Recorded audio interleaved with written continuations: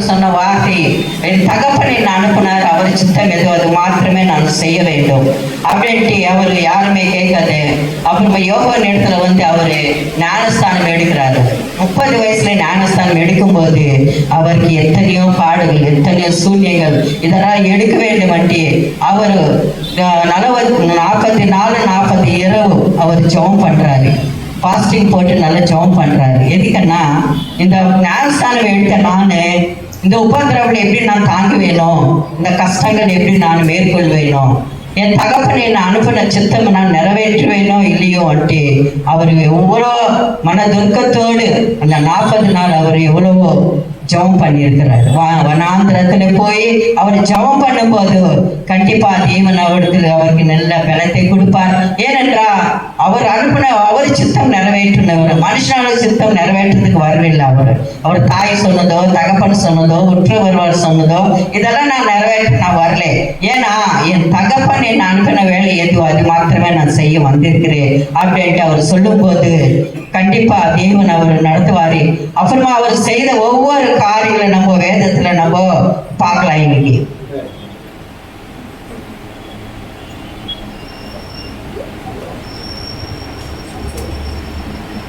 ஹல்லேலூயா.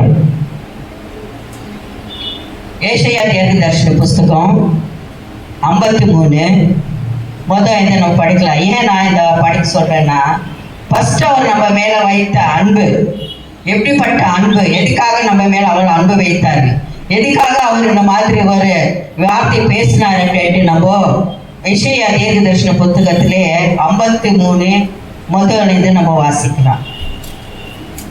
எங்கள்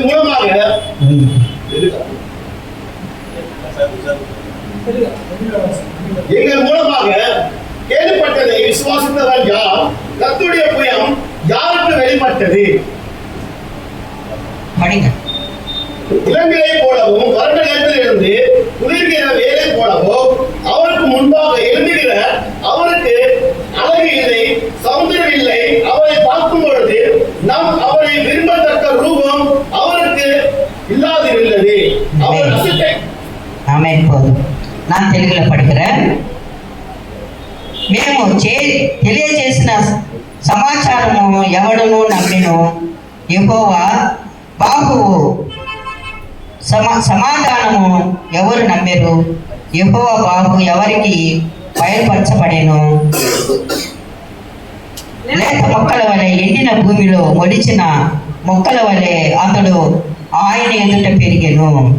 అతనికి రూపమైనను సొగసైనను లేదు. మనం అతన్ని చూచి అపేక్షించినట్లు అతని యందు స్వరూపము లేదు. హల్లెలూయా. ఏం లేదంట ఆయన కాడ స్వరూపం లేదంట. ఆయన చూసేటప్పటికి ఆయన చూడాలంటే ఆయన ఒక మనిషి స్వరూపమే లేకుండా ఆయన ఉన్నాడు. ఎందుకంటే ఎవరి కోసం అంటే ఆయన మన కోసమై తన శరీరము తన రూపాన్ని సమస్తము మార్చుకుని ఉన్నాడు. కాబట్టి ఇక్కడ అంటాడు, ఎవరు విన్నారు, ఆయన ఎట్లా పెరిగిండు, ఆయన స్వరూపం ఏమైంది, ఆయన సొగసు ఏమైంది, ఆయన ఎందుకు ఒక రూపం మారింది, ఆయన ఎందుకు తృణీకరింపబడి వాడు అయ్యిండు, ఎందువల్ల ఆయన ఈ విధంగా మారడానికి కారణం ఏమని చూసినట్లయితే మన కోసం మాత్రమే ఆయన రూపము మారిపోయింది. ఆయన సమస్తము ఆయన మార్చుకున్నాడు. ఎందుకంటే ఈ మనిషి యొక్క పాపము పోవాలంటే నేను రిక్తుడు కావాలి, నా రూపము మార్చుకోవాలి, నా వేషము మారాలి, నేను మారాలి. కనుక ఈ ప్రజల్ని రక్షించటానికి నా దేవుడు నన్ను పంపిన విధానం ఏదో అది మాత్రమే నేను చేయటానికి వచ్చాను కదా. అందువల్ల నేను ఈరోజు నా రూపము నా స్వరూపము సమస్తము నేను ఈ మనుషుల కొరకు నేను మార్చుకుంటానని ఆ విధంగా ఆయన మార్చుకున్నాడు. తర్వాత 4-3 నుంచి చదవండి. అతడు తృణీకరింపబడిన వాడును, ఆయన మనుషుల వలన విసర్జింపబడిన వాడును, వ్యసనాక్రాంతుడుగా వ్యాధిని అనుభవించిన వాడుగాను, మనుషుల చూడలేని వాడుగాను ఉండెను. అతడు తృణీకరింపబడిన వాడు కనుక మనం అతన్ని ఎన్నిక చేయకపోతిమి. నిశ్చయముగా అతడు మన రోగములను భరించెను, మన వ్యసనములను వహించెను. అయినను మొత్తబడిన వాడిగాను, దేవుని వలన బాధింపబడిన వాడిగాను, శ్రమ పొందిన వాడిగాను మనం అతన్ని ఎంచితిమి. మన అతిక్రమముల అతడు గాయపరచబడెను, మన దోషులను బట్టి నలగొట్టబడెను, మన సమాధానకర్త అయిన శిక్ష అతని మీద పడెను. ఆమేన్. అతడు పొందిన దెబ్బల చేత మనకు స్వస్థత కలుగుచున్నది. ఆమేన్. చాలు. ఎట్లుందంటే ఆయన చూసేదానికి స్వరూపం లేదు ఆయన దగ్గర. అయినా కూడా ఆయన ఏం చేస్తుందంటే మన రోగముల కొరకు, మన బాధల కొరకు, మన వ్యసనముల కొరకు, మన పాపముల కొరకు మాత్రమే ఆయన ఏం చేసిందంట, దేవుడే ఆయనకి ఆ బాధని అంగీకరించిందంట. ఎందుకంటే ఆయన పంపింది దాని కొరకే కదా, మనుషులను రక్షించడానికే కదా దేవుడు ఈ లోకానికి పంపించాడు.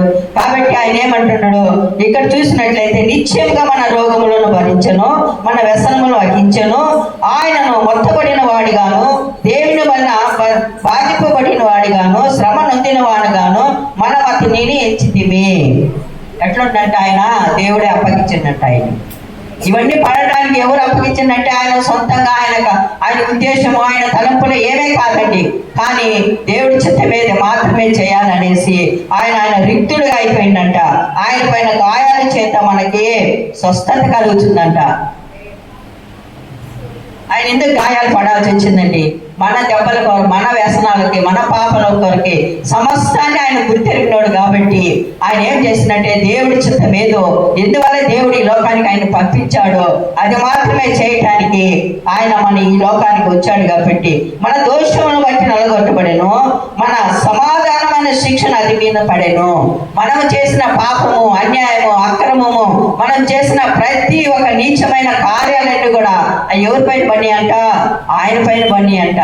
ఎందుకంటే ఆయన పైన పడితేనే మనకు ఈ రోజు ఈ ఒక రక్షణ అయినటువంటి గొప్ప కార్యం మనకు వచ్చింది. ఈ రోజు ఆయన స్తుతించడానికి, పాడటానికి, గణపరచడానికి, ఆయన నామాన్ని మహిమపరచడానికి, మన మందిరంలో కూడి ఆయన నామాన్ని స్తుతించడానికి ఆయన పొందిన దెబ్బల చేతనే మనకు ఈ ఒక భాగ్యం మనకు దొరికిందండి. ఆయన రిక్తుడిగా ఈ లోకానికి వచ్చింది కాబట్టి మనకి ఇంత గొప్ప భాగ్యం మనకు దొరికింది. ఎవరికి లేనటువంటి భాగ్యం నీకు నాకు దొరికిందంటే ఆయన ఒక చిత్తం ఏదో అది మన పట్ల నెరవేర్చడానికి ఆయన ఖచ్చితంగా ఈ యొక్క బాధనంతా అనుభవించుండు. మన అతిక్రమమును బట్టి అతను గాయపరచబడెను, మన దోషమును బట్టి నలగొట్టబడెను, మన సమాధాన శిక్షణ అతని మీద పడెను, అతను పొందిన దెబ్బల చేత మనకు స్వస్థత కలుగుచున్నది. అందుకే ఏం జరుగుతుందంటే మనం ప్రార్థన కూడా చేస్తాము. మనకి ఆరోగ్యం బాగాలేకపోతే, నైనా మీరు పడిన గాయాల చేత మమ్మల్ని మీరు స్వస్థపరచండి ప్రభువా అని అనేసి మనము ప్రార్థన కూడా చేస్తాము. ఎందుకంటే ఇవన్నీ ఆయన పొందిండు కాబట్టి, ఇవన్నీ ఆయన అనుభవించండు కాబట్టి, మన కొరకు సిలువలో నలగొట్టబడడానికి ఆయన చేసిన గొప్ప త్యాగం ఏమిటంటే ఈ రోజు మనము అది గుర్తిరగలేకపోతున్నాం. మనము ఏదో తాను అన్నట్టుగా ఏదో బైబిల్ పట్టుకుంటున్నామో, వారానికి వస్తున్నామో, పోతుండమో, ఒక మాట వింటుండమో, ఒక మాట వినకుండా పోతుండమో అని అనేసి మన జీవితాలు మనం చూసుకుంటున్నామా కానీ మన దేవుడు మన కొరకు ఎంత గాయపరచబడ్డాడు, ఎంత అవమానపడ్డాడు, ఎటువంటి దెబ్బలు పొందాడు ఆయన, ఎటువంటి గాయాలు పరచబడబడ్డాడు ఆయన. అటువంటి ఒక గొప్ప దేవుడిని మనం ఆరాధిస్తున్నాం కాబట్టి మనం ఏ విధంగా ఉండాలంటే భయంతో, భక్తితో ఆయన ఆరాధించాలి, ఆయన మహిమపరచాలి, ఆయన గణపరచాలి. కనుక దేవుడు గొప్ప కార్యాలు చేయడానికి మన మధ్య ఆయన్ని ఉంచాడు కాబట్టి ఆయన ఎటువంటి కార్యాలు మనకి చేశాడు. చూడండి 6 నుంచి చదువుదాం.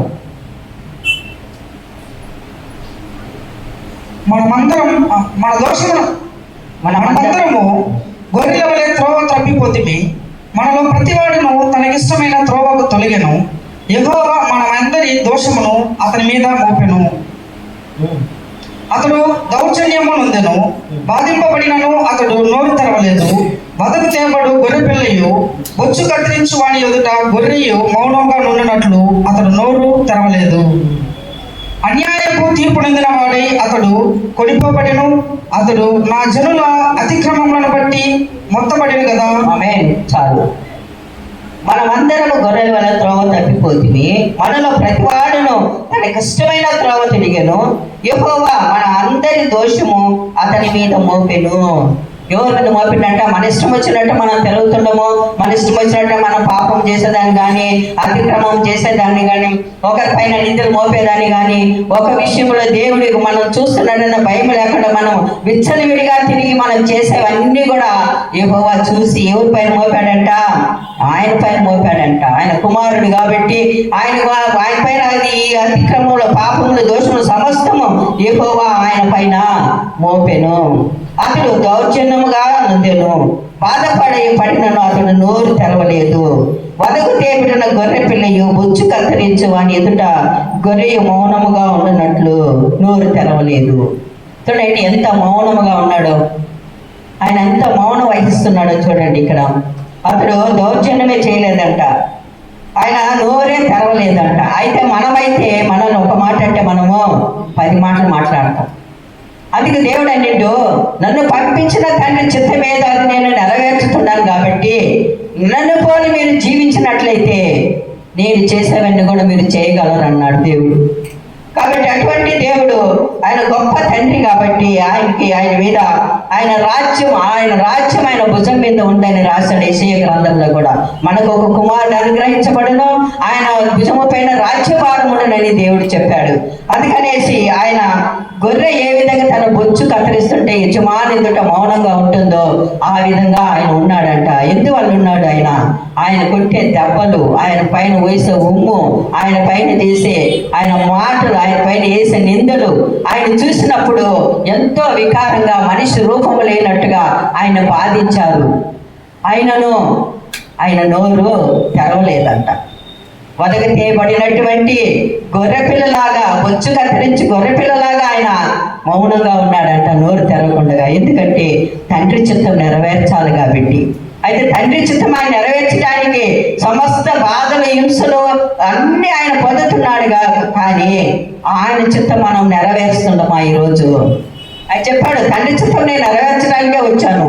అయితే మీరు నన్ను పోలి మీరు నడుచుకుంటుండ్రా, నేను చెప్పింది మీరు చేస్తుండ్రా అని అనేసి యేసు ప్రభు అడుగుతున్నాడు. అప్పుడు యెహోవా అందరి దోషములు అతని మీద మోపెను. అన్యాయం తీర్పు అంట. అది ఏం తీర్పు అంట? న్యాయమైన తీర్పు కాదండి, అన్యాయమైన తీర్పు. ఇప్పుడు పగడాలు ప్రవీణ్ గారి మీద కూడా అదేవిధంగా అన్యాయమైన తీర్పు ఈరోజు మాట్లాడుతుంది ప్రపంచమే. అక్కడ ఉన్న ఆంధ్ర ప్రదేశంలో ఉన్నటువంటి అధికారులందరూ కూడా ఆయన పైన అన్యాయమైనటువంటి తీర్పు చెప్తుండ్రు. ఎందుకంటే ఆయన వాక్యం ఇంతకుముందు ఆయన చూడలేదు, ఆయన వాక్యం మేము వినలేదు. ఆయన చనిపోయినప్పటి నుంచి ఆయన వాక్యము యూట్యూబ్లో చూసేటప్పుడు ఆయన మాటలు కానీ, ఆయన కండిషన్ కానీ, ఆయన చెప్పే ప్రతి ఒక్క మాట కానీ అంత యుక్తమైనటువంటి మాటలు ఆయన చెప్తుండే. కాబట్టి అటువంటి మాటలు చెప్పే వ్యక్తి మధుపానం తాగుతాడా? ఆయన మధుపానము తాగి ఆయన యాక్సిడెంట్ అయి చనిపోయాడు. ఆయనకి తీర్పు వచ్చిందండి. కానీ మనుషులు చూసినా చూడకపోయినా సర్వాధికారములనే దేవుడు చూస్తున్నాడా లేదా? ఆయన చూస్తుండే కాబట్టి ఆయన కళ్ళు మూసే వాళ్ళు ఎవరే లేరు ఈ లోకంలో. పరలోకం నుండి సమస్తాన్ని చూసే దేవుడు ఆయన మాత్రమే. మనిషిని ఎంతగా కప్పి అన్యాయమైన మాటలు మాట్లాడినా కూడా కానీ దేవుడైన వాడు ఒకడు ఆయన చూస్తుండు. కానీ ఈ రోజుకి అది న్యాయంగా ఉండొచ్చు, కానీ రాబోయే దినాలలో ఖచ్చితంగా అది న్యాయము చేకూరుతుంది. ఎందుకంటే నీతిమంతులు ఎప్పుడే కానీ సిగ్గుపడరంట. ఆ నీతి అనేది వాళ్ళని దక్షిణహస్తంతో ఆదుకుంటుందని దేవుడు చెప్పాడు. కాబట్టి అటువంటి నీతిమంతుల పైన వీళ్ళు ఎన్నో అవమానాలు, అబద్ధాలు ఎన్నో చెప్పినప్పుడు కూడా ఆయన ఏం చేసినట్టు అన్యాయము తీర్పు పొందుకొని పడాను. అతడు జనుల అతిక్రమమును బట్టి మొత్తపడాను కదా. ఎవరు అతిక్రమమును బట్టి? మనము చేసే అతిక్రమమును బట్టి, మనం చేసే పాపమును బట్టి, మనము చేసే దోషమును బట్టి ఆయన మొత్తపడాను. ఆయన మొత్తపడింది అంటే ఆ యెరూషలేము వీధుల్లో ఆయన్ని ఆ శిలువ మోపిస్తూ ఆయన్ని తీసుకొని పోతూ ఉంటారు. అప్పుడు ఆ యెరూషలేము కుమార్తెలు అందరూ చూసి ఆయన చూసి ఏడుస్తూ ఉన్నారు. ఒక్కరిని కూడా దగ్గరికి రానివ్వటం లేదా అధికారులు. అప్పుడు ఆ మరియ అనే ఆమె ఆయన్ని ముఖము తుడిసి ఒక గ్లాసు నీళ్ళు ఇద్దామని పోయినా కూడా ఆ నీళ్లు కూడా తోసేస్తారనమాట. అప్పుడు ఆయన అంటాడు, యెరూషలేము కుమార్తెలారా, నా కొరకు మీరు ఏడవకండి, మీ కొరకు మీ పిల్లల కొరకు ఏడవండి అన్నాడు. చూడండి, అటువంటి శ్రమ పొందుతూ కూడా మనల గురించి ఆలోచించి ఆయన చెప్తున్నాడు, యెరూషలేము కుమార్తెలారా, నా గురించి మీరు ఏడవద్దండి, మీ గురించి మీ పిల్లల గురించి ఏడవండి అని చెప్పాడు. ఎటువంటి బాధ అనుభవిస్తున్నా కూడా మన కొరకు అనేక శ్రమలు సహిస్తున్నా కూడా ఆయన అప్పటికి కూడా మనల్ని వదిలిపెట్టలేదండి. ఎందుకంటే పచ్చి కట్టికే ఈ విధమైన శోధన అంటే ఎండి కట్టలేనటువంటి మీరే పాటి వారు అనండి. అప్పుడు యెరూషలేము కుమార్తెలు ఏడుస్తూ, వాళ్ళ తల్లిగారు కూడా అక్కడ ఉందండి, ఆ తల్లిగారు కూడా చూస్తూ ఉన్నారు. మన పిల్లల్ని ఎవరైనా ఒక మాట అంటే మనం ఒప్పుకోము, మన పిల్లల్ని ఎవరైనా ఒక దెబ్బ కొట్టారంటే మనం ఒప్పుకోము. కానీ ఆ తల్లి పడే బాధ, ఆమెకు వేదన, సమస్తము ఆయన చూస్తూనే ఉన్నాడు. కానీ ఏ తల్లి ఈ లోకంలో అటువంటి బాధ అనుభవించలేదు. చూడండి, కుమారుని 30 సంవత్సరాల వరకు ఆమె దగ్గర ఉంచుకొని 30 సంవత్సరాల తల్లిదండ్రుల దగ్గర పెరిగిన బిడ్డ. అయితే ఈ 30 సంవత్సరాలు అయిపోయిన తర్వాత ఆయన సేవకు వచ్చిన తర్వాత ఆయన పడే బాధ, ఆయన మీద వచ్చే మాటలు, అవమానాలు సమస్తము కూడా ఆయనవి లెక్క చేయలేదు. అప్పుడు ఆ సెలవుపై నుండి కూడా ఆయన ఉన్నప్పుడు మనిషి రూపము లేకుండా సమస్తము రక్తపు ముద్దయిపోయింది ఆయన. అటువంటి మనిషిని ఒక తల్లి చూసి జీర్ణించుకొని నిలబడాలంటే ఏమన్నా శక్తి కావాలా మనకి? ఏ తల్లి అయినా చూడగలదా? రిక్తుడైనటువంటి బిడ్డని ఏ తల్లి అయినా చూడగలదా? మన బిడ్డకు మెల్లిగా ఒక దెబ్బ తగిలితేనే మనము చూడలేము. ఎంతో కష్టపడతాం, ఎన్నో బాధలు పడతాం. ఆ బిడ్డ ఆ బాధ నుంచి విడుదల కావాలని మనము ఎంతో దేవుడి దగ్గర ఏడుస్తాం. ఎందుకంటే మరి కొన్నేళ్ళు హాస్పిటల్లో ఉన్నప్పుడు క్యాన్సర్ వచ్చి, ఆ క్యాన్సర్లో ఉన్నప్పుడు నేను రాత్రి పగులు ఏడ్చాను. ఎందుకంటే నా బిడ్డ ఆరోగ్యవంతుడుగా ఉండాలి, మరలా సేవ చేయాలి. ఆయన బిడ్డను ఆయన ఎప్పుడు లాగానే ఆయన కాపాడి ఆయన సేవను ముందుకు తీసుకురావాలని చెప్పి నేను ఎంతో ఏడ్చానండి. రాత్రి పగులు ఏడ్చాను నేను. అదేవిధంగా ఆ తల్లి ఆ ఒక బాధను, ఆ రిక్తుడైనటువంటి ఆయన స్వరూపాన్ని చూసి ఆ తల్లి ఎంత బాధపడి ఉంటుంది, ఎంత ఏడుస్తుంది. మన బిడ్డ కింద పడితేనే మనం ఓర్చుకోలేమండి. ఒకసారి ఆయన 7 వయసులో ఆయన ఆడుకుంటా పరిగెత్తుకుంటూ పోయి కింద పడినప్పుడు ఆమె పరిగెత్తుకుంటూ వచ్చి ఆయన ఇట్లే చదువుకొని హృదయాన్ని హత్తుకునింది. అటువంటి తల్లి ఈరోజు సెలవు పైన ఆయన రిక్తుడై ముఖమంతా రక్తము ముద్దై తన శరీరంలో ఒక రక్త బొట్టు కూడా లేకుండా ఆయన సెలవు పైన చూసే తల్లికి ఎటువంటి ధైర్యం కావాలి, ఎటువంటి మనసు కావాలి, ఎటువంటి ఆదరణ కావాలి ఆ తల్లికి? ఏ ఒక స్త్రీ పడినటువంటి బాధ తల్లి అనుభవించింది. అది పడిన వాళ్ళకే అది మనం చూస్తే మన బిడ్డలు పడితేనే మనం ఒప్పుకోము, ఒక దెబ్బ తగిలితేనే మనం ఒప్పుకోము. రాత్రి పగలు ఆ బిడ్డలు మనము పరామర్శిస్తాము, ఆ బిడ్డలకి ఏమి కావాలని చెప్పి మనం చూస్తాము. అయితే ఆ బిడ్డ దగ్గర పోయేదానికి కూడా ఆయనకి లేదు. ఆయన సులభమైన రక్తము కారుస్తూ ఆయన పడే వేదన, ఆయన పడే దుఃఖము, ఆయన పడే సమస్తము ఆమె చూస్తుంది కాబట్టి, కానీ ఏమీ చేయలేనటువంటి పరిస్థితులు ఆ తల్లి నిలబడిపోయింది. అయితే మనమైతే ఓర్చుకుంటామా? మనమైతే ఓర్చుకోలేము. ఎట్లయినా కూడా సరే, ఎవరైనా మన బిడ్డని ఏమన్నా అంటే ఏమన్నా కానీ వాటి గురించి మనం ముందు నిలబడి వాళ్ళతో మనం జగడం వేస్తాము, వాళ్ళతో మనం పోట్లాడతాము. నా బిడ్డకి ఈ విధంగా ఎందుకు జరిగిందని చెప్పి మనం అడుగుతాము. అయితే ఏ పాపము చేయలేనటువంటి దేవుని కుమారుడు ఆయన మన పాపాల గురించి, మన వ్యాధుల గురించి, మన బాధల గురించి, సమస్తాన్ని గురించి ఆయన ఆ సెలవు పైన వేలాడేది. ఆ తల్లిని చూస్తానే ఏడుస్తూ నిలబడింది. ఆమెతో కూడా ఆమె సహోదరులు కూడా ఆయన నిలబడి చూస్తూనే ఉన్నాడు. అది ఎంత పెద్ద ధైర్యం కావాలండి ఆ విధంగా చూడడానికి. ప్రతి ఒక్క తల్లి ఆలోచించేయండి, మన బిడ్డలు ఈ విధంగా ఈ రూపంలో మనం చూడగలమా? ఈ రూపంలో మనము చేయగలమా? ఇటువంటి పరిస్థితులు మనం మౌనంగా ఉండగలమా అనేసి ప్రతి తల్లిదండ్రులు కూడా ఆలోచన చేయాల్సినటువంటి గొప్ప కార్యం అది. అందుకని దేవుడు తన ప్రేమను గురించి ఈ యెషయా గ్రంథంలో చెప్పాడు. మరి ఆయన ఏ విధంగా అవమానించిండ్రు, ఎట్లా అవమానించిండ్రు అంటే రోమా 5:7 చదవండి.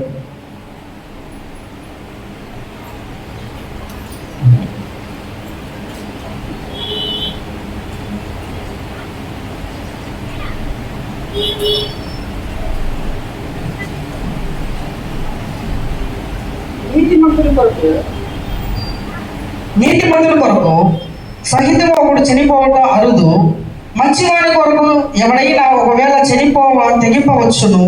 అయితే దేవుడు మన యెడల తన ప్రేమను వెల్లడిపరచుచున్నాడు. ఎట్లనగా మనమింకను పాపులమై ఉండగానే క్రీస్తు మన కొరకు చనిపోయెను. చదువు. కాబట్టి ఆయన రక్తం వలన ఇప్పుడు నీతిమంతులుగా తీర్చబడి మరింత నిశ్చయముగా ఆయన ద్వారా ఉగ్రత నుండి రక్షింపబడుదుము. ఏలయనగా శత్రువులమై ఉండగా ఆయన కుమారుని మరణము ద్వారా మనము దేవునితో సమాధానపరచబడిన వారమై ఆయన జీవించుట చేత మరి నిశ్చయముగా రక్షింపబడుదుము. అంతేకాదు మన ప్రభువైన యేసుక్రీస్తు ద్వారా మనము దేవుని యందు అతిశయపడుచున్నాము. ఆయన ద్వారానే మనము ఇప్పుడు సమాధాన స్థితి పొంది ఉన్నాము. ఆమేన్. చాలండి. నీతిమంతుని కొరకు సహితము ఒకడు చనిపోవుట అరుదు. మంచివాని కొరకు ఎవడైనా ఒకవేళ చనిపోయి తెగింపవచ్చును. అయితే దేవుడు మన ఎడల తన ప్రేమను వెళ్ళబడుచున్నాడు. చూడండి, ఇక్కడ కూడా తన ప్రేమను మన కొరకు ఆయన చూపిస్తూనే ఉంటాడు. ఒక నీతిమంతుడు చనిపోతుందంటే దేశంలో ఎవరైనా ఒప్పుకుంటారా? కనీసమా న్యాయాధిపతులు, న్యాయం తీర్చిన జడ్జి కానీ వకీలు కానీ ఎవరైనా కూడా సరే ఒక నీతిమంతుడు శిక్షించబడుతున్నాడంటే దానికి ఎవరో ఒప్పుకోరండి. ఎందుకంటే నీతిమంతుడు ఒక కార్యాలు గొప్ప కార్యాలు కనుక అప్పుడు కూడా మనం ఆయన ప్రేమ చూపిస్తున్నాం. మన పాపాల కొరకు ఆయన చనిపోవటానికి సిద్ధమైనా కూడా అప్పుడు కూడా ఆయన ప్రేమ మన పైన చూపిస్తూనే ఉన్నాడు. మన ఎడల తన ప్రేమను వెల్లడిపరచును. ఎట్లనగానా మనం ఎక్కడో పాపమై ఉండగా క్రీస్తు మన కొరకు చనిపోయాను కాబట్టి ఆయన రక్తం ఉన్నప్పుడు నీతిమంతులుగా తీర్చబడితివి. ఎట్లా తీర్చబడినమంట? ఆయన రక్తము చేత మనము నీతిమంతులుగా తీర్చబడినమంట. అటువంటి పరిశుద్ధుడైనటువంటి రక్తము చేత నీ పాపాలు నా పాపాలు సమస్త లోక పాపాలు మోసుకొని పో దేవుని గొర్రె పిల్లలాగా ఆయన ఈ లోకానికి రిక్తుడుగా వచ్చాడని చెప్పాడు విషయంలో. అదేవిధంగా నిశ్చయంగా ద్వారా ఉగ్రత నుండి రక్షించబడుతుంది. ఏలయనగా శత్రువులమై ఉండగా ఆయన కుమారుని మరణము ద్వారా మనము దేవునితో సమాధానపరచబడిన వారమై ఆయన జీవుడి చేత మరీ నిత్యముగా రక్షించబడుతుము. ఎట్లున్నమాట మనము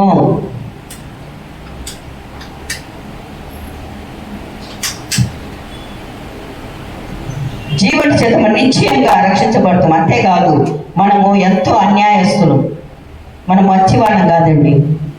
మనం ఏమిచ్చి ఆయన రుణం మనం తీర్చుకోలేము. ఎందుకంటే ఆయన చేసే గొప్ప కార్యాలు మన రక్షణలో నడిపించాలి, మన పాపాలని తీసివేయాలి.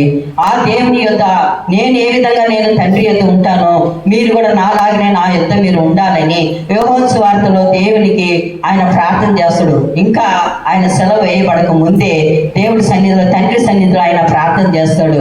ఒక్కొక్క రాత్రి ఆయన రాత్రి అంతా ప్రార్థన చేస్తాడు, పగలంతా సేవ చేస్తాడు. ఎవరి గురించి ప్రార్థన చేస్తున్నాడండి ఆయన? తన గురించా, లేకపోతే తన కుటుంబం గురించా, తన తల్లిదండ్రుల గురించా, లేకపోతే తన తమ్ముళ్ళు తన కుటుంబాన్ని గురించి ప్రార్థన చేసిందా? లేదండి. నీ కొరకు నా కొరకు రాత్రి అంతా కూడా ఆ ఇష్టమనే తోటలు ఆయన ప్రార్థన చేస్తూ వచ్చాడు. అప్పుడు ప్రార్థన చేస్తూ వచ్చేటప్పుడు ఆయన ఇంకా పట్టబడలేదు కాబట్టి తండ్రి యొక్క అనుదినము మనల గురించి విజ్ఞాపన చేసేవాడంట. తండ్రి నీ యొద్ద నేను ఏలాగా వచ్చి ఉంటానో ఆ విధంగా నా బిడ్డలు కూడా ఆదరణ కావాలి, నా బిడ్డలు కూడా నేనుండనట్లు నాలాగా ఈ బిడ్డలు కూడా నా దగ్గర ఉండాలనేసి యోహాను సువార్తలో ఆయన ప్రార్థన చేస్తుండు.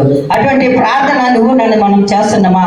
మనం ఈ లోకంలో ఉండామండి, ఒక కుటుంబంగా మనం ఈ లోకంలో ఉండాము.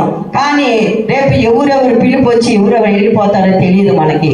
అప్పుడు తండ్రి విడిచిపెడితే కొడుకు ఏమైపోతాడు, కొడుకుని విడిచిపెడితే తండ్రి ఏమైపోతాడు, తల్లిని విడిచిపెడితే కూతురు ఏమైపోతుంది.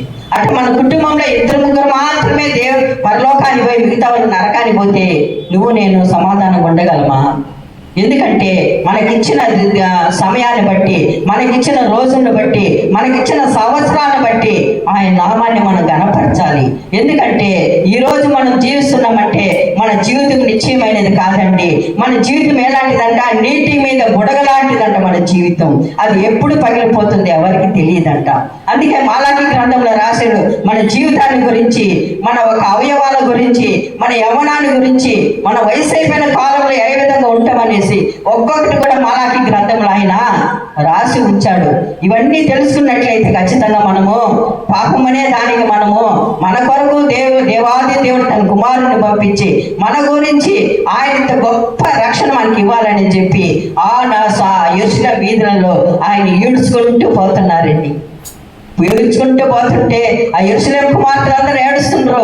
ఆయన కాడ అనేకమైనటువంటి కార్యాలు చేసుకున్న ప్రతి ఒక్కరు చూస్తున్నారండి. ఆయన ఈడ్చుకొని పోయేది, ఆయన బాధించేది, ఆయన కొరడాలతో కొట్టేది, ఆయన ఏ విధంగా ఉమ్మి వేస్తుందని ఆయన రూమ్లో బంధించి తర్వాత పిలాతు దగ్గర నుంచి తీసిపోయి రూమ్లో బంధించి ఆయన మొక్క మీద ఉమ్మి వేస్తున్నారండి. ఆ ఉమ్మి వేసినప్పుడు కూడా ఆయన ఏమీ మాట్లాడలేదు. ఎందుకంటే ఆయన నోరు తెరవలేదంట. విషయ గ్రంథంలో ఇప్పుడే గారు మనం చదువుకున్నాం. ఆయన నోరు తెరవలేదంట. గొర్రె ఏ విధంగా బొచ్చు కత్తిరించే యజమాని దగ్గర మౌనంగా ఉంటుందో ఆ విధంగా ఆయన నోరు తెరవకుండా ఆ ఉమ్ము వేసినప్పుడు కూడా గమ్మునున్నాడు. తర్వాత ముండ్ల కిరీటం పెట్టారు తలపైన. ఆ ముండ్ల కిరీటం పెట్టినప్పుడు ఒక కన్నే పోయిందండి. ఆయన ఆ కన్ను గుడ్లో పోయి ఆ ముళ్ళు గుచ్చుకునిందంట. ఆ కన్ను కూడా ఒక కన్ను ఆయనకి లేకుండా పోయింది. కానీ ఒక్క ముళ్ళు ఏదన్నా ఒక చిన్న రవ్వ లాంటిది మనం గుచ్చుకుంటే మన ప్రాణం తల్లడిల్లిపోతుంది. అయితే అటువంటి ముళ్ళు ఆయన తలపైన ఆయన గుచ్చిండు కాబట్టి అవన్నీ కూడా దేవుడు ఆయన ఓర్చుకున్నాడు. ఎందుకంటే ఆయన నోరు తెరవకూడదు.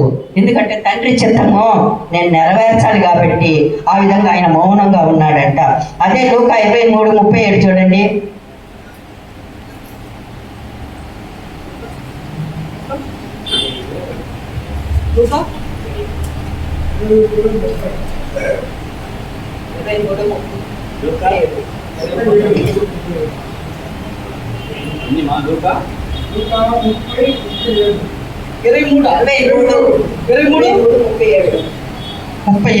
నీవు యూదుల రాజు అయితే నిన్ను నువ్వే రక్షించుకోవడమని ఆయన అవకాశించని. ఇతను యూదుల రాజు అని పై వ్యాసం కూడా ఆయనకు పైగా రాయబడిను. వేలాడు వేయబడిన ఆ నేరస్తులలో కూడా ఆయన దూషించుచు, నీవు క్రీస్తువు కాదా, నిన్ను నీవు రక్షించుకోనము, మమ్మల్ని కూడా రక్షించుకొని చెప్పాను. ఇక్కడ ఏమంటుండే, ఇక్కడ ఏమని అపహాసం చేస్తుండ్రు ఆయన్ని. సులభ పైన ఉండేప్పుడు ఆయన్ని నువ్వు యూదుల రాజు అయితే నిన్ను నువ్వే రక్షించుకోమని ఆయనను అవమానించి అపహాసించింది.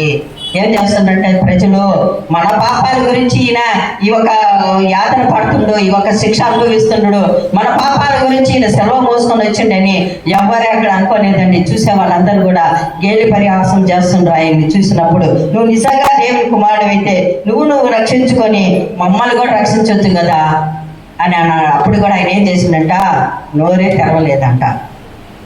అప్పుడు ఆయన తలపైన ఒక విలాసం రాసి ఒక పేరు రాసి పెట్టిండు, ఈయన వచ్చి యూదులకు రాజు అని అనేసి ఆయన్ని గేలి చేసేదానికి, పరిహాసం చేసేదానికి ఆ బోర్డు రాసి తగిలేశారనమాట. అప్పుడు కూడా ఆయన నోరు తెరవలేదంట. నీవు క్రీస్తువు కదా, నిన్ను నీవు రక్షించుకోను, మమ్మల్ని కూడా రక్షించమని చెప్పాను. అయితే రెండో వాడు వాడిని గద్దించి, నీవు అదే శిక్ష ఉన్నావు కనుక దేవునికి భయపడవా?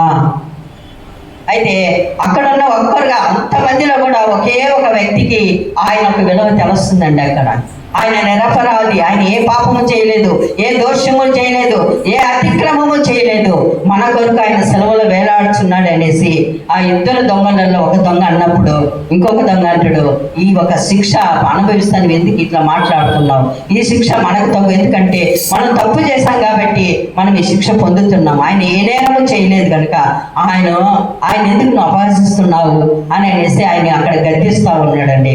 అక్కడ గద్దించేటప్పుడు అప్పుడు కూడా ఆయన మౌనంగానే ఉన్నాడంట, నోరు తెరవలేటప్పుడు. మత్తయి 27:41 చూడండి.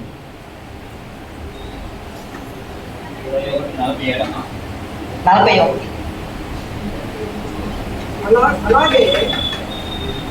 అలాగే శాస్త్రులను పెద్దలను ప్రధాన యాజకులను కూడా ఆయనను అపహసించుచు, వీడు ఇతరులను రక్షించెను, తను తానే రక్షించుకొనలేడు, ఇశ్రాయేలు రాజు కదా, ఇప్పుడు సిలువ మీద నుండి దిగిన ఎడల వాని నమ్ముదుము, వాడు దేవుని యందు విశ్వాసం ఉంచెను, నేను దేవుని కుమారుడిని చెప్పాను గనుక ఆయనకి ఇష్టడైతే ఆయన ఇప్పుడు వాడిని తప్పించునని చెప్పిరి. ఆయనతో కూడా సిలువ వేయబడిన బందిపోటు దొంగలను అలాగే ఆయనను నిందించిరి. చదవండి. మధ్యాహ్నం మొదలుకొని 3 గంటల వరకు ఆ దేశమంతటా చీకటి కమ్మెను. ఇంచుమించు 3 గంటలప్పుడు యేసు ఏలి ఏలి లామా సబక్తాని బిగ్గరగా కేక వేసెను. ఆమె చాలండి. అలాగే శాస్త్రులు పెద్దలు ప్రధాన యాజకులు కూడా ఆయనను అపహసించారు. ఎవరెవరంట? శాస్త్రులు అపహసించారంట, పెద్దలు అపహసించారంట, తర్వాత ఆయన్ని ప్రధాన యాజకులు కూడా ఆయనను అపహసించరు. వీడు ఇతరులను రక్షించనే, తను తానే రక్షించుకోలేడా, రాజు కాదా ఆయన అనేసి అధికారులు, పెద్దలు, అక్కడున్న ప్రతి ఒక్కరు కూడా ఆయన్ని హేళన చేసి మాట్లాడుతుంటే అప్పుడు కూడా ఆయన మౌనంగానే ఉన్నాడు, నోరు తెరవలేదంట అన్న. అదే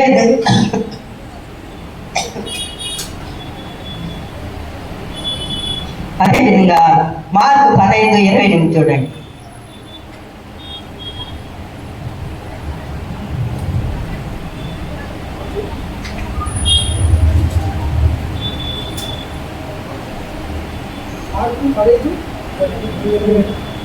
మరియు కుడి వైపున ఒకటిని, ఎడమ వైపున ఒకటిని, 2 బందిపోటు దొంగలను ఆయనతో కూడా సిలువ వేసిరి.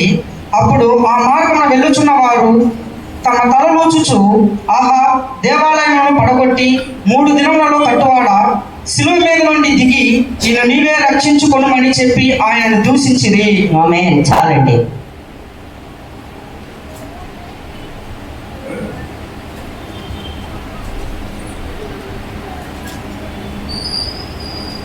ఎడమ వైపున ఒకడు, కుడి వైపున ఒకరు, 2 బందిపోటు దొంగలు ఆయనతో కూడా సిలువ వేసిరి. అప్పుడు ఆ మార్గంలో వెళుచున్న వారు తమ తలలు ఊపుచు, ఆహా, దేవాలయంలో పడగొట్టి 3 దినములు కట్టువాడా, సిలువ మీద నుండి దిగివి నిన్ను నీవే రక్షించుకోనమని ఆయనను దూషించిరి.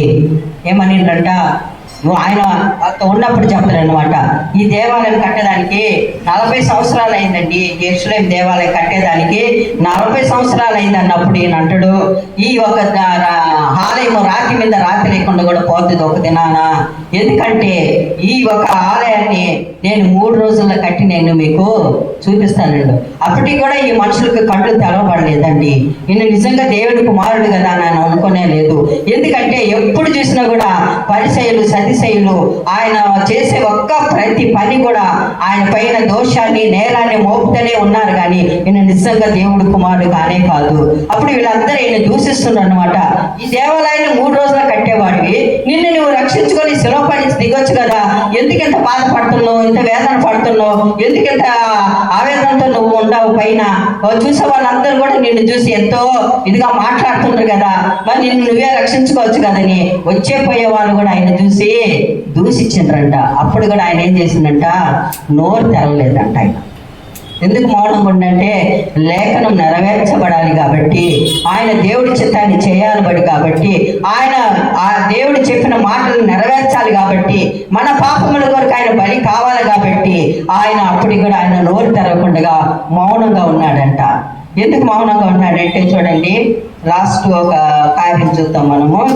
ఆయన అపహాస్య వారి వచనాలను ఎందుకు మీకు చూపిస్తున్నానంటే, ఆయన ఇంతగా అవమానం చేసి ఇంతగా మాట్లాడినప్పుడు కూడా ఆయన ఏం చేసిందంట, వదకు తేబడిన గొర్రె పిల్లలాగానే బొచ్చు కత్తిరించి యజమాని ఎదుట గొర్రె ఏ విధంగా మౌనంగా ఉంటుందో ఆ విధంగా మౌనం వహించాడండి. ఆయన నోరు మాత్రమే తెరలేదు. ఎవరు ఏమన్నా కూడా, ఎన్ని దెబ్బలు కొట్టినా, ఎంతమంది ఊసినా, ఎంతమంది అపహాసించినా కూడా, ఎంతమంది దూషించినా కూడా ఆయన నోరు తెరవలేదు. ఆయన లోక 23:41 చూడండి.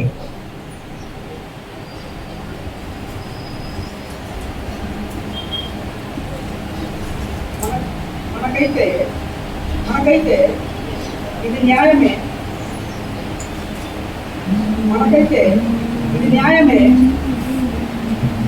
లోక 23:41 మనకైతే ఇది న్యాయమే, మనము చేసిన వాటికి తగిన ఫలము పొందుచున్నాము కానీ ఈయన ఏ తప్పిదమును చేయలేదని చెప్పి ఆయన చూచి, యేసు, నీవు నీ రాజ్యంలోకి వచ్చుచున్నప్పుడు నన్ను జ్ఞాపకం చేసుకొనమనెను. అందుకు ఆయన వానితో, నేడు నీవు నాతో కూడా పరదైసులో ఉండు అని నిశ్చయముగా నీతో చెప్పుచున్నాను నేను.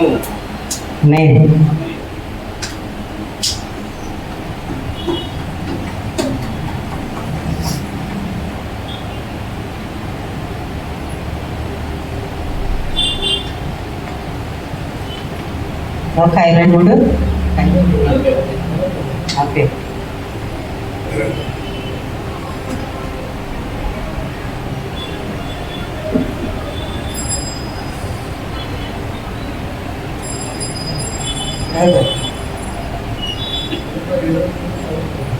ఇరవై మూడు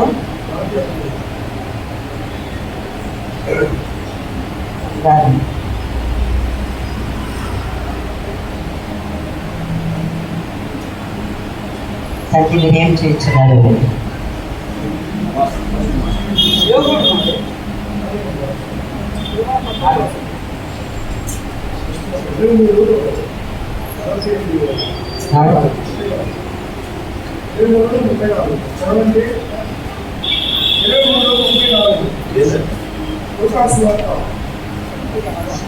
యేసు తండ్రి వీరేమి చేయించున్నారో వీరెరువురు కనుక వీరిని క్షమించమని చెప్పాను. వారు ఆయన వస్త్రములను పంచుకొనుటకై చీట్లు వేసిరి. చదవండి. ప్రజలు నిలువబడి చూచుచుండిరి. అధికారులను వీడు ఇతరులను రక్షించను, వీడు దేవుడు ఏర్పరచుకున్న క్రీస్తు అయిన యెడల తను తాను రక్షించుకోలేని అపహసించిరి. ఆమె చాలండి. కానీ ఇంత అపహసించినా, ఇన్ని నేరాలు మోపినా, ఆయన పైన ఇంత దూషణగా మాట్లాడినా కూడా ఆయన ఏమంటున్నట్ట?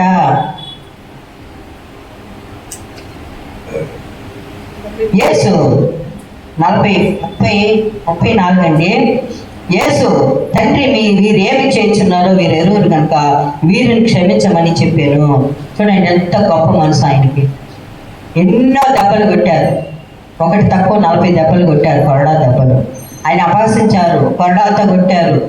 తర్వాత ఆయన ముళ్ళ కిరీటం పెట్టారు. ఆయన ఒళ్ళంతా నేల దున్నినట్టుగా ఆయన శరీరం అంతా కూడా దున్నారు. అయితే లాస్ట్ లో పైన ఏమంటుండంట ఆయన, తండ్రి వీరేం చేస్తున్నారో వీరిని క్షమించమంటాడు. ఇటువంటి క్షమాపణ కలిగినటువంటి ఈ మాట ఎందుకు చెప్తున్నాడంటే, ఈ లోకంలో మనం కూడా జీవిస్తున్నాం కాబట్టి మనము ఎవరు ఏది మాట్లాడినా ఏది చేసినా కూడా మన తండ్రి యొద్ద మనం ఏం చేయాలంట? క్షమాపణ అడగాలంట. అటువంటి స్వరూపాన్ని, అటువంటి బుద్ధి ఉన్నటువంటి మనుషులే రేపు పరలోక రాజ్యంలో చేరగలుగుతారనేసి ఆయన తన ముందు ఉన్నటువంటి దృశ్యాన్ని చూసుకోకుండా, ఆయన కొట్టినట్టు వాళ్ళని, ఎగతాళి చేసినట్టు వాళ్ళని, ఆయన దూషించినటువంటి వాళ్ళని ఎవరిని కూడా ఆయన ఏమీ బాధగా అనుకోలేదండి. వీళ్ళు నన్ను కొట్టారు, తిట్టారు, అవమానపరిచారు, నా పైన నిందలు వేశారు అనేసి ఆయన ఎప్పుడే కూడా ఆయన అనుకోకుండా అప్పుడు తండ్రి కాడ మొరపెడుచున్నాడు. తండ్రి వీరేమి చేయించున్నారో వీరు ఎరుగురు, వీళ్ళని క్షమించు. ఆ ఒక మరణమా పరిస్థితిలో కూడా ఆయన ఇంకేమీ లేదు ఆయన శరీరంలో. ఇంకా కొద్ది నిమిషములకు ఆయన ప్రాణం విడుస్తాడు, ఆయన చనిపోతాడు కనుక ఆ లాస్ట్ ఆఖరిలో కూడా మనల గురించే మాట్లాడారండి అసలు పైన. అప్పుడు దాన్ని నోరు తెరిచిండు ఆయన, తండ్రి వీరేమి చేయించున్నారో వీరు ఎరుగరు, వీళ్ళని క్షమించు. అంతవరకు దానికి ఆయన నోరే తెరవలేదంట. ఆయన నోరు తెరవకుండా ఉండి ప్రతిదీ సహించాడు, ప్రతిదీ భరించాడు, ప్రతిదీ కూడా ఆయన సహించి మన కొరకు ఆయన జీవాన్ని, తన రక్తాన్ని, తన నీళ్ళని సమస్తము మన కొరకు ఆయన ధారపోసి మనల్ని రక్షించడానికి ఈ దేశంలో ఇంత గొప్ప రక్షణ కలిగినటువంటి దేవుడు ఇంకెవ్వరు మనకి లేరండి. తన ప్రాణాన్ని ఇచ్చే ఒక మనిషి ఎవరు లేనే లేరు. మన తల్లిదండ్రులు మనకు ప్రాణం ఇయ్యరు, మన అన్నదమ్ములు మనకు మనకి ఏదైనా ఒక యాక్సిడెంట్ అయ్యి మనకు ఒక బలహీనతం అయితే నువ్వు బ్లడ్ అనరా ఆ మనిషి బతుకుతురు అన్నప్పుడు, ఆహా చూసుకుందాంలే, నా కాడ ఇప్పుడు సరిలేదు, నేను రేపు వస్తాను, రేపు చెప్తాను ఏ మాట అని పోతారంట. కానీ ఆయన తన రక్తాన్ని సమస్తం ఆ సెలవులో సిందించి అప్పుడేమంటుంటారు, తండ్రి వీరేమి చేస్తున్నారో వీరు ఎరుగురు కనుక వీరిని మీరు క్షమించు అని అనేసి యేసు ప్రభు ఏ విధంగా అడిగాడో అదే విధంగా బైబిల్లో ఒక వ్యక్తి కూడా అడిగాడండి యేసు ప్రభుని. ఏమంటే వీళ్ళు చేస్తున్నది ఏమిటో వీళ్ళు ఎరుగురు కనుక వీళ్ళని క్షమించమనేసి బైబిల్ ఇంకొక మనిషి కూడా చెప్పాడు. ఆ మనిషి ఎవరంటే అపోస్తుల గ్రంథము 7:54.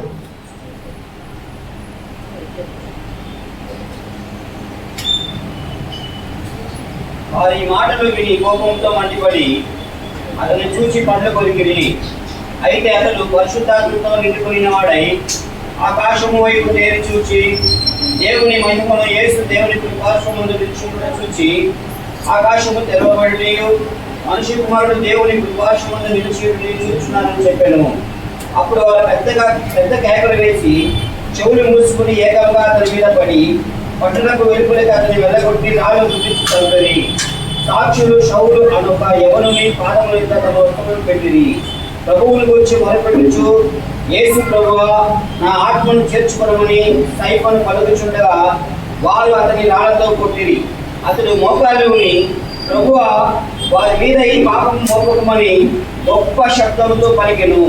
ఈ మాట పలికి నిద్రించెను. సౌలు అతని చావునకు సమ్మతించాను. ఆమె ఎవరు ఈ మనిషి అండి? ఈ మనిషి ఎవరు చెప్పండి? స్టెఫను. తెలుగులో స్టెఫన్ ఆయనే దేవుడు ఒక ప్రసంగం ఆయన అనేక వీధులలో, అనేక పట్టణాలలో, అనేక దేశాలలో ఆయన ప్రసంగిస్తూ వస్తుండేటప్పుడు ఈయన వచ్చి పట్టుకొని పోయి, ఈయన మా ఒక దేవుని మీరు దూషణ పాలు చేస్తున్నారు కాబట్టి మీ మాటలు, మీ మతము, మీదంతా మీరు మార్చడానికి వచ్చిండ్రు కాబట్టి ఇటువంటి మాటలంతా మా దగ్గర మీరు చెప్పకూడదని చెప్పి ఎన్నోసార్లు ఆయన్ని చెరసాల్లో వేసి ఆయన కొట్టారు, ఆయన తిట్టారు, ఏమేమో చేశారు. ఆయన కూడా ఆయన ఏం చేస్తుందంటే మరలా ఉదయాన్ని లేసి ఆయన దేవుడు వార్త చెప్పడానికి మరలా వీధిలోకి వచ్చేవాడంట, సంత వీధులలో నిలబడేవాడంట, మార్కెట్ దగ్గర నిలబడేవాడంట. ఎక్కడ ఆయనకి సమయం దొరకదు అక్కడంతా నిలబడి దేవుడు ఒక మాటనైనా నెరవేర్చాలని చెప్పి చెబుతూ వచ్చినప్పుడు ఆ ఊరు రాజు ఏం చేశాడంటే వీళ్ళు ఇట్లా వదిలిపెట్టమంటే మనకి మన మతానికి చాలా చెడు జరుగుతుంది. యేసు ప్రభుని ఏ విధంగా అన్నాడో ఈయన దేవుడి కుమారుడు అంట, ఈయన నిజంగా దేవుడి కుమారుడ, మనకుంటే తండ్రి ఒక్కడే, కుమారుడు ఎక్కడి నుంచి వచ్చాడో మన దేవుడికి, ఈయన అబద్ధం చెప్తున్నాడు, ఈయన దేవుడు కుమారుడు కాదని అనేసి ఆయన విధంగా ఎప్పుడు సద్దుకాయులు, పరిసయ్యులు ఆయన మీద ఎప్పుడు నేరాలు మోపుతూ వచ్చిండ్రో అదే విధంగా స్టెఫన్ పైన కూడా ఆ విధంగా నేరాలు మేపుతూ వచ్చారండి. ఆయన కూడా ఆయన భయపడలేదు, ఆయన కూడా ఆయన ధైర్యంగా నిలబడి దేవుని స్వార్థ ప్రకటిస్తూ వచ్చాడు. ఎందుకంటే యేసు ప్రభు ఒక రిక్తువత్వం ఆయన చూసిండు కాబట్టి ఆయన ఎన్ని విధాలుగా మన కొరకు త్యాగం చేసిండు, ఎన్ని విధాలుగా ఆయన బాధలు సహించుండు, ఎన్ని విధాలుగా ఆయన సమస్తం కూడా ఆయన తగ్గించుకొని మన కొరకు రిక్తుడై తన ప్రాణాన్ని ఆ శిలువ పైన పెట్టిండని ఆయన చూసిండు కాబట్టి దీనిలాగా మనం చేయాలంటే మనం చేయలేము. ఎందుకంటే ఆయన దేవుని కుమారుడు కాబట్టి అవన్నీ చేయగలిగాడు. నేనైతే మనిషిని ఇవన్నీ నేను చేయలేనని అనేసి మళ్ళా ప్రసంగించేటప్పుడు ఆ అధికారులందరూ కూడా ఆయన చేపట్టుకొని లాక్కొని బయటకు తీసుకొని పోయి కొడుతుండ్రు, రాళ్ళతో కొడుతుండ్రు. ఆయన కూడా ప్రసంగం చేస్తూనే ఉన్నాడు. వీడు ఇట్లా చేస్తున్నా కూడా వీడు ప్రసంగం మాటం లేదనేసి లాస్ట్కు ఊరు వెళ్ళినప్పటికీ లాక్కొని పోయి ఆయన రాళ్ళతో కొడుతుండ్రు. ఆయన షర్టు విప్పి సౌలు పాదాలు కాడ పెట్టారంట. సౌలు ఎవరండి? అపోస్తులైన పౌలు. ఆ సౌలు అప్పటికి రక్షించబడలేదు, ఇంకా దేవుని తెలుసుకోలేదు. ఆ సౌలు అప్పటికి నిండా ద్వేషముతో, నిండా ఉగ్రతతో నిండి ఉన్నాడంట. అప్పుడు ఆయన ఆ షర్టు ఇప్పి ఆయన కాళ్ళ దగ్గర పెట్టి ఆయన కొట్టేటప్పుడు అప్పుడు ఏమంటుండో చూడండి, లాస్ట్ మాట.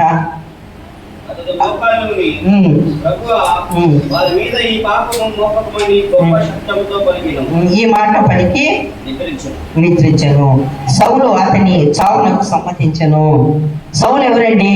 ఆ రోమ సామ్రాజ్యంలో పెద్ద అధికారైన, పెద్ద సైనికుడైన ఆయన మాట చెప్పిందంటే ఎవరు కూడా జవదాటనే దాటరు. ఆయన అంత గొప్ప అధికారంలో ఉన్నాడు కాబట్టి ఆ సౌలు కూడా స్టెఫన్ చేసేది అంతా కూడా ఆడ చూస్తూ ఉన్నాడంటే ఆయన పాదాల యొద్ద మాత్రమే ఆయన శక్తి పెట్టినప్పుడు ఆయన చనిపోతున్న ఆయన ఈ పాపాలన్నీ వీళ్ళ పైన మోపొద్దు, ఎందుకంటే దేవుడు అడిగాడు కదా, తండ్రి వీరేం చేస్తున్నారో వీరు ఎరగరు, వీళ్ళని క్షమించమని ఆయన దేవుని కుమారుడిగా పెట్టి ఆ మాట అడిగాడు. అక్కడ శిలువలో పలికాడు ఆయన. అయితే ఈయన చనిపోతూ మోకాళ్ళపై నిలబడి ప్రభువా ఈ పాపాలు వీళ్ళ పైన, ఆయన ఎంతమంది కొట్టారో, ఎంతమంది తిట్టారో, రాళ్లతో కొడుతున్నారండి, చేతితో కూడా కాదు, రాళ్లతో కొట్టి చిత్రహింస చేసి చంపుతున్నారు. అప్పుడు కూడా ప్రభువా వీరిని మీరు క్షమించి, వీళ్ళ పాపాలని మీరు క్షమించమని దేవుని యొద్ద ఆ విధంగా బతిమలాడుకున్నాడు ప్రభు యొద్ద.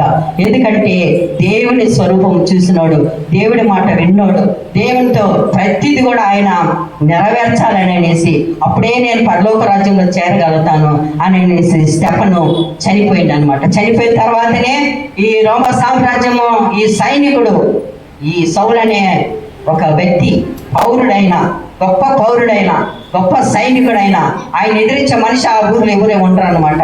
అటువంటి ఆయన మళ్ళీ ఎక్కడికి వెళ్తుందంటే ఎక్కడైతే దేవుని పిల్లలు ఉండరు, ఎక్కడ సంఘాలు ఉండి, ఎక్కడ ఆడవాళ్ళు ఉండరు, పిల్లలు ఉండరు, పెద్దలు ఉండరు, ఎవరెవరు ఉండరు, వారందరినీ నేను నాశనం చేయాలనేసి అప్పుడు మళ్ళీ అప్పుడు బయలుదేరిపోయేటప్పుడే దేవుడి దర్శనం అయిపోద్ది సౌలుకి. దమస్కు పట్టణంలో ఆయనను దర్శించినటువంటి యేసు ప్రభు అప్పుడే ఆయన కళ్ళలో నుంచి పరలు కమ్ముకుంటాయి అన్నమాట. ఎందుకంటే ఎప్పుడైతే సౌలు ఈ ఒక స్టెఫను సావుకు ఆయన సమ్మతించి ఆయన మరలా వీళ్ళందరినీ నేను హింసించాలని బయలుదేరిపోయేటప్పుడే ఈ ఒక దేవుడు ఒక మహిమ ఆయన చూడగలిగాడు. తర్వాత ఈ స్టెఫను కంటే అనేకమైనటువంటి బాధలు కూడా పడ్డాడు, దేవుని గురించి అనేకమైనటువంటి నేరాలు మోపబడ్డాయి, అనేకమైనటువంటి బాధలు అనుభవించాడు, దేవుని కొరకు ఎన్నెన్నో కార్యాలు చేశాడు. కాబట్టి ఆయన కూడా సౌలును పోయి దేవుడు పౌలుగా మార్చాడు. ఎందుకంటే అన్యాయంతో అక్రమంతో ఉండే వాళ్ళని దేవుడు ఆ విధంగానే ఉంచడన్నమాట. ఎందుకంటే వాళ్ళతో ఆయన మాట్లాడే దేవుడు, ఆయన మారు మనసు కలిగజేసే దేవుడు, సమస్తము మార్చగలిగిన దేవుడు ఆయన మాత్రమే కనుక ఈ ఒక గొప్ప కార్యము మనం మనసులో ఉంచుకొని ఆ విధంగా ఆయన తండ్రి వీరేమి చేస్తున్నారు వీడు ఎర్రనీడు అంత మాట మనం అనలేం. కాబట్టి ఆ విధంగా మనం ఓర్చుకోలేం. కాబట్టి మనకు ఇచ్చినటువంటి ఒక కొంచెం సమయంలో మనం నీతిగా, మనము న్యాయముగా, మనం యథార్థంగా దేవుని దృష్టిలో బ్రతికి జీవించినట్లయితే ఖచ్చితంగా పరలోక రాజ్యం మనం చేస్తామండి. చిన్న వాక్యం దేవుడు దీవించింది కాక ఆమేన్.